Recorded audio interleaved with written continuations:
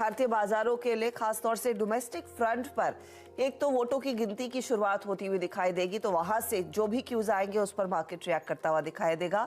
साथ ही साथ आज गुरुवार है, यानी कि वीकली एक्सपायरी का सत्र, तो ऐसे में आपकी क्या रणनीति होनी चाहिए उसकी एक पिक्चर आपके सामने पेश करेंगे। कल याद रखिएगा 18,560 के आसपास थोड़ी सी नरमी के साथ, हल्की सी बिकवाली के साथ बाजार बंद होते हुए दिखाई दिए थे और एसजीएक्स निफ्टी की ओर से भी ज्यादा कुछ बड़ा संकेत नहीं है, एकदम शांत कारोबार वहां पर 5 पॉइंट नीचे।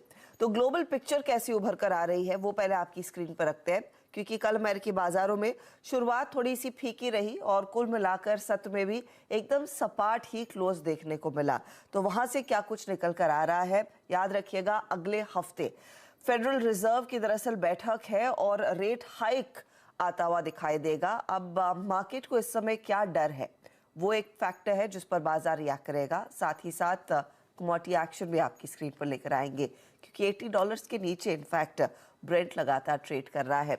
तो ये है फिलहाल आपके लिए अब तक का हाल। लेकिन क्या क्यों लिया, निकेई अभी का अपडेट है 200 पॉइंट नीचे, तो एशिया में बिकवाली बढ़ती हुई दिखाई दे रही है, लेकिन रेट हाइक भी होगा। अब सबसे बड़ा फियर फैक्टर क्या है?